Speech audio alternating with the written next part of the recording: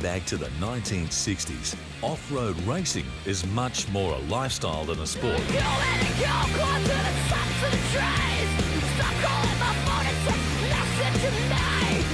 From pickup trucks to buggies and everything else in between, chasing that incredible feeling of freedom and the unexplainable rush of flying through the desert at speeds in excess of 200 kilometers per hour.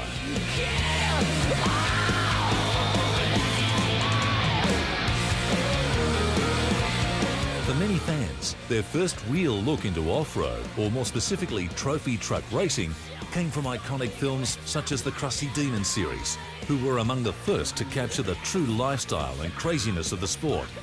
Open to any driver willing to risk injury or even death, off-road racing has progressed from a weekend pastime into a fully fledged international sport, with hundreds of race teams competing across the globe in grueling races such as the infamous Baja 1000 and Dakar Rally.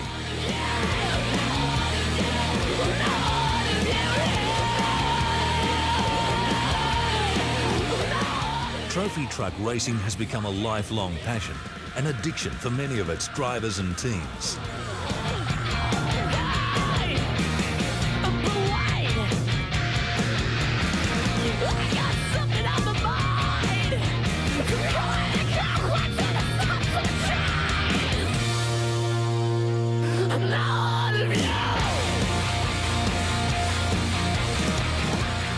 Looking at the sport in 2014, trophy truck racing is capturing more fans than ever thanks to modern-day heroes such as Robbie Gordon and BJ Baldwin. Robbie has brought his many years of racing and winning from the NASCAR Nationwide Series to the world of off-road racing, launching the Stadium Super Truck Series in a bid to progress the sport, create new events and bring racing closer to the fans. With this fresh wave of hype spreading the globe, legendary races like the Baja 1000 are capturing new fans, more media coverage, and producing more incredible racing than ever.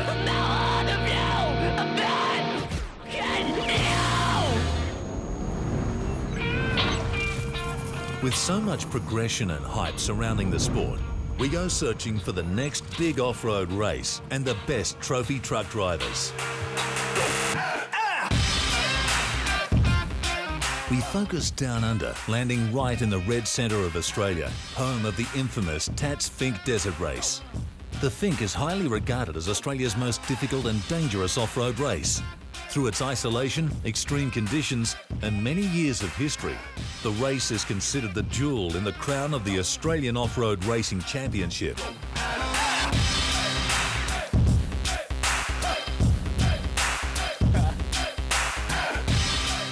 The AORC embodies the heritage of desert racing as the world knows it, but uniquely attacks the diverse, often narrow, twisting, tree-lined Australian tracks that make their way across the mountain ranges, river crossings and into the treacherous outback terrain that the continent is known for, bringing a whole new mix of natural elements and driver skill to the trophy truck racing scene.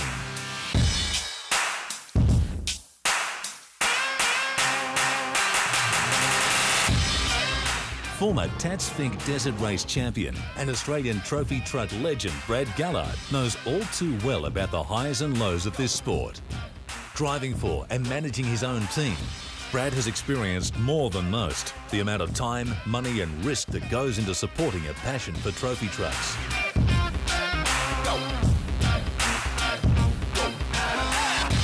Growing up in the beautiful Riverland region of South Australia, Brad's hometown track and one of his favourites to come back to each year is Waikerie. My hometown race, and I started off racing there. I grew up in Waikerie, not far from that track, and I remember seeing it as a kid and seeing all the buggies out there racing, and then I guess that's what got me hooked. So it means a lot to obviously go back there and compete in your hometown and do well there. So to enjoy that race is a great thing.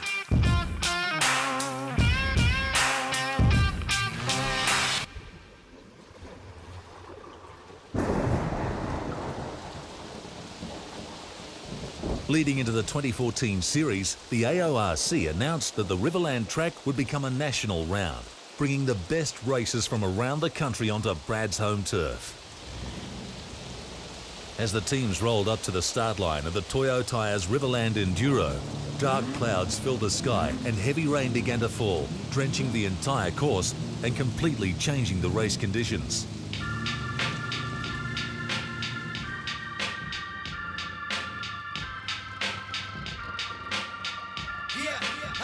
Let's go, let's go.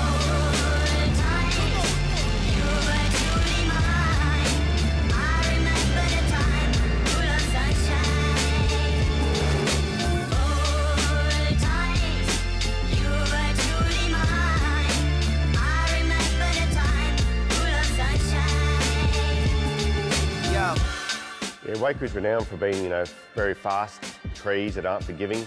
There's some limestone rock that comes out. It's pretty brutal on cars, pretty brutal on drivetrains. It's a tough track, and finishing has always been an issue.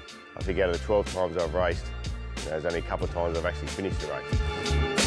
Remember when we came up, everybody tried to clown us. Now the same people trying to say that they the ones that found us. All the minutes, all the hours, all the tears we devoured. Now we up, feel the power, screaming out the world is ours. Close to my voice, looking at me through the glass. I don't gotta lie to you, I don't gotta wear a mask. I just gotta be me, stay true to my last dying day. I did everything I could to make it back. Come on.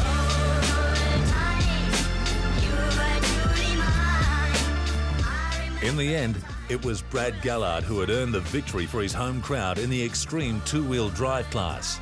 A big boost to the team's confidence into the 2014 season.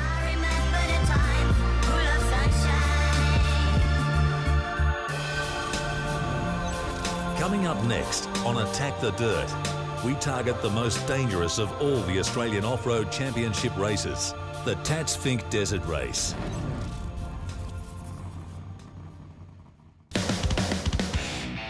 It has the reputation as being one of the most difficult off-road races in one of the most remote locations in the world. We've been trying to win Finke for 20 years, as has a lot of people, and Finke's the one to win. And it's so damn fast, it's so rough. You make a mistake in that one and you're not gonna, that's the end of it for you. A two-day challenge from Alice Springs to the remote township of Finke and back through the 460-kilometre race. Anyone that hasn't been there simply isn't an off-road racer in Australia. In 2012, Brad Gallard reigned supreme, taking the overall title in his number 454 Geyser Brothers trophy truck. In 2013, Brad returned to the Finke as reigning champion, hoping to retain his title. But just hours before the race, he was forced to announce that he could not contend the event. A heartbreaking failure in the truck would force Brad to forfeit his King of the Desert title. To not be able to even pull up to the start line, it was just shattering for us. We don't even think about the truck. We don't care about if it breaks or what we're doing to it's going to hurt it. And you just want to go there and back as absolutely as fast as you possibly can without even putting your foot on the brake. To go and conquer Finke's one thing, to win Finke is a full-blown accomplishment. With so much at stake, from safety to championships, trophy trucks and their equipment have evolved to an extremely high standard. The key components to run a trophy truck capable of competing in the Finke Desert Race include the engine, suspension, tyres, protection and cooling. At over 680 horsepower, Brad relies on a 6-litre electronic fuel-injected Chevrolet V8 engine capable of reaching speeds of 220 kilometres per hour. Brad uses King racing shocks to provide the best possible suspension at high speeds on the rough off-road terrain. The tyres must be incredibly durable and able to withstand constant abuse. Brad chooses Toyo mud terrain tyres featuring a soft non-chip compound tread.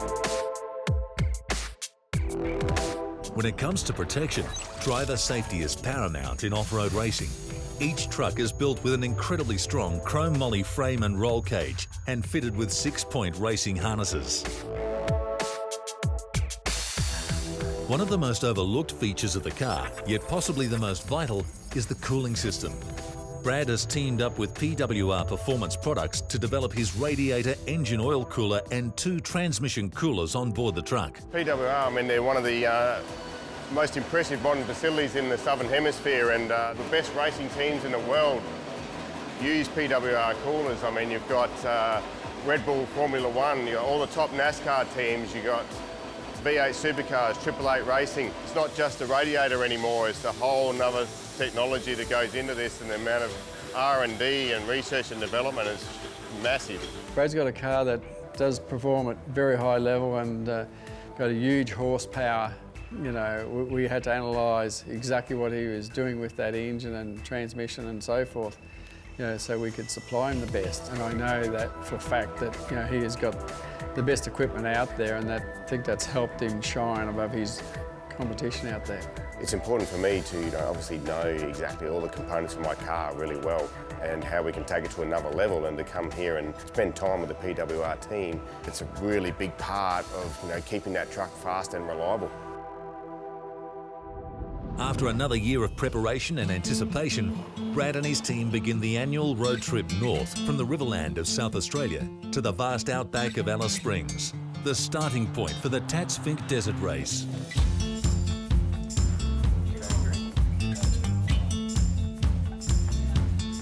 From the moment that you get in the cars to do that road trip, you know, it's exciting, and, you know, it's Finke. You know, we just can't wait to get up there.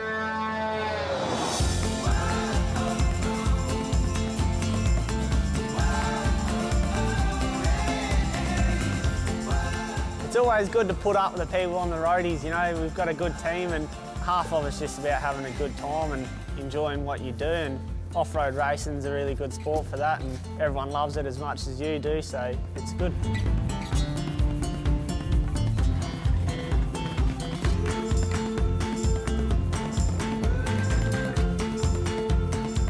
Oh, my mullet, that's just a bloody one day. I got sick of paying for haircuts and I couldn't get the back of my head, so I left it there one day and everyone loves it.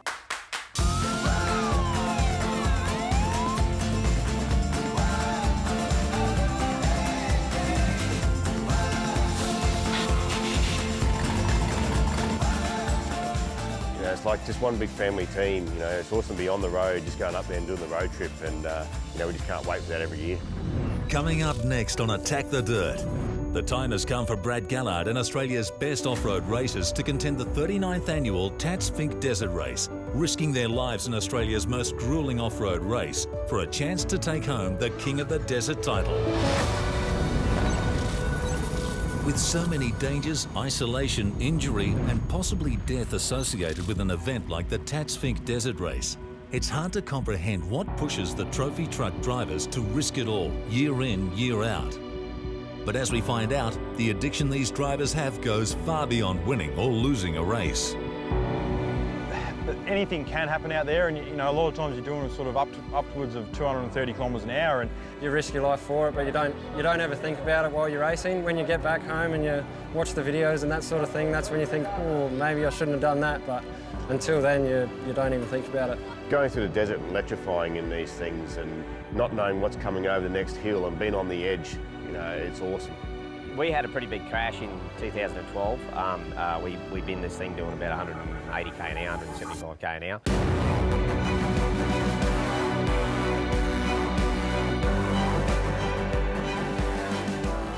A lot of the sport is all about the pride. There's a lot of danger in the sport, but when you're out there in the car, as soon as you leave that line, the last thing you're thinking about is something going wrong or hitting a tree or crashing or doing anything like that. All you're worried about is your own pride. You want to beat that person who's in front of you. You want to get them back.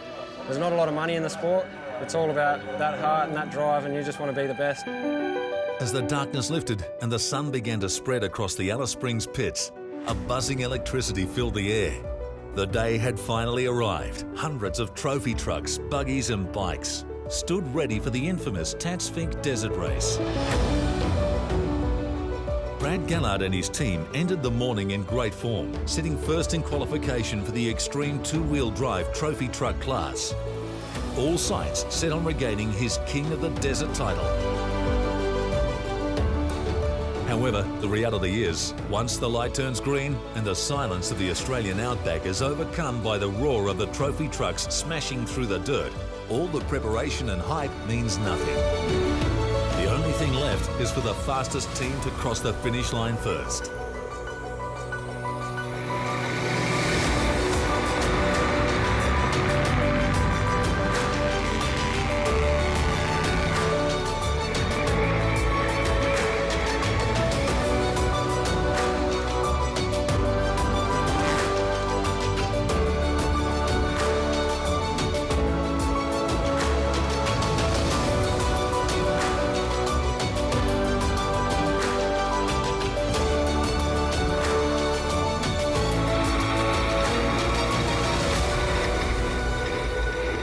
only 20 kilometres into the 460-kilometre race, Brad struck disaster.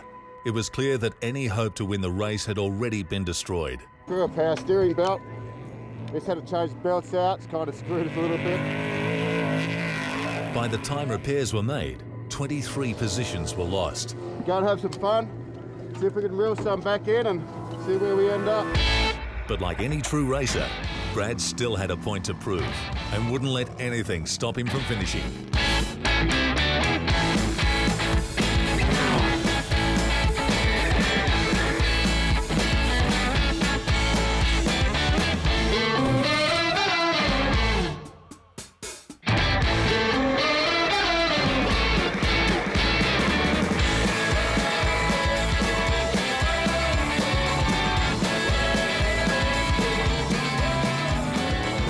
Day one, Brad arrived at the Finke township having reclaimed 9 of his lost positions and setting sights firmly on repairing the truck and preparing for day 2. It's truly a spectacular scene as the racers, support teams and fans roll into the small outback township of Finke. The local community join the teams who surround the track and cheer on the incoming racers as they cross the day 1 finish line.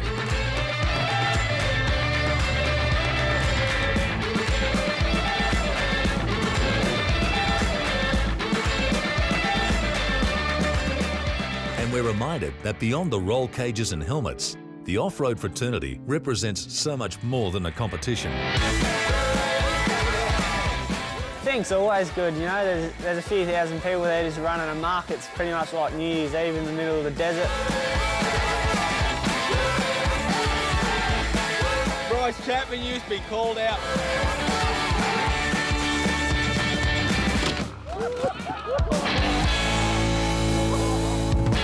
You've always got a couple loose ones that throw a ball in the jar, and it's always a fun night. On day 2, the final 230-kilometre stretch stood between Brad and the finish line at Alice Springs. An outright win was out of the question, but there was still so much to prove.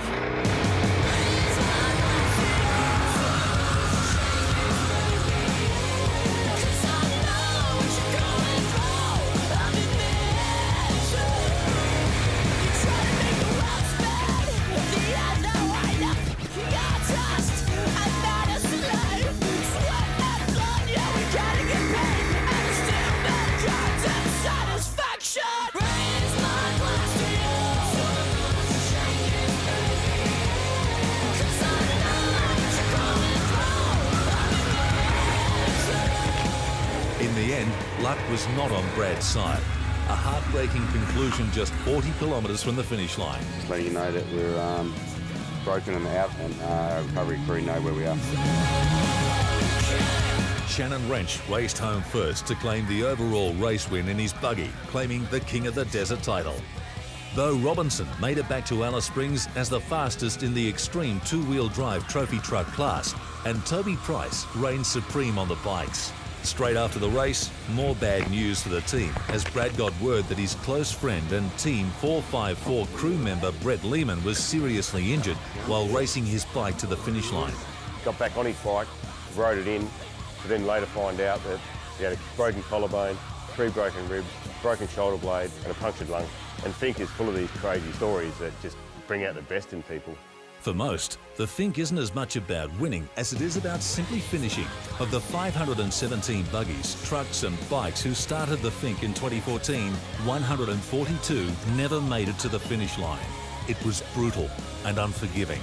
However, there's no doubt that each and every racer, including Brad and his 454 team, will be back in 2015, chasing the coveted King of the Desert title.